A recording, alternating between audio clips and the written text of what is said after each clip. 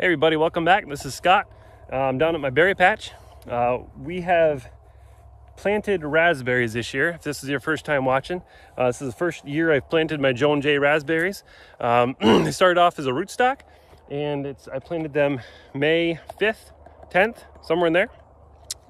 And I wasn't expecting any berries this year, and I have picked quarts and quarts of raspberries already. I picked them. Actually, I had asked my parents to pick them this past weekend because we were off in Maine on a little vacation. I'm on vacation! They picked them all. It's now Thursday, and I have a bunch more to pick. So thought I'd bring you guys along and show you how it's working out. So again, we've just picked these this past weekend. These are our raspberries so far this year.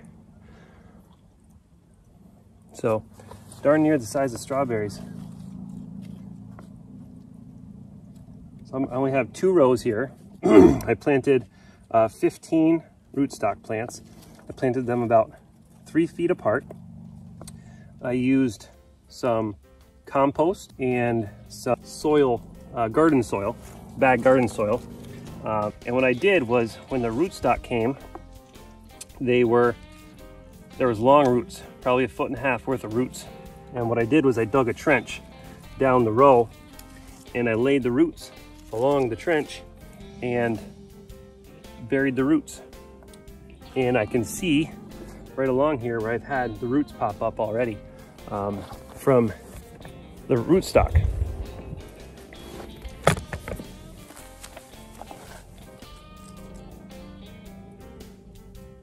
So I'm just gonna go through here and I'm gonna pick as many berries as I can. And again, I think what I'm gonna try is I'm gonna try freezing these just to see how it works out. So what I'm gonna do is I'm gonna dunk them in some water. Look at that, still got a bee coming. Pollinating the flowers still. I've never froze raspberries before, but I've been told that the best way to do it is get them as cold as possible, as fast as possible after they're picked. So that's what we're gonna do.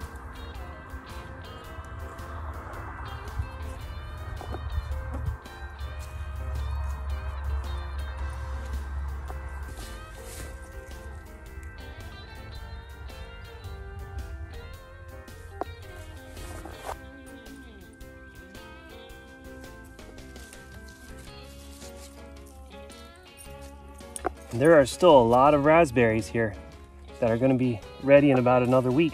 Like this guy here is not ready to be picked yet. Hello, Mr. B. If you give them a little tug and they don't come off, they're not ready yet.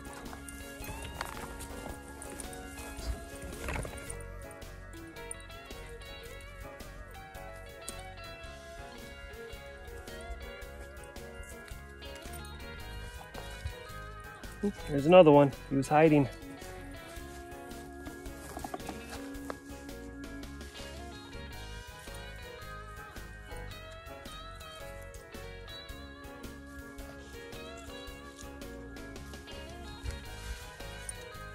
Lots of little bees still. So I just made another video on my walking path that I plan on putting in sometime in the next couple of years. It's going to be going from our berry patch field here up to the road. And I'd love to have a U-pick farm. But the plan is, but I can't do that unless I have customers that can reach my berry patch from the road. Because I don't want them going to go up my driveway. So I want to make a separate entrance for them. Ooh, that's a good one. Look at this one. Look at all the berries still on that one. 1, 2, 3. That one's not ready yet. 5, 6. I have noticed that my dogs like to eat raspberries. So they're going to be a big problem here in a little bit, right, Maggie?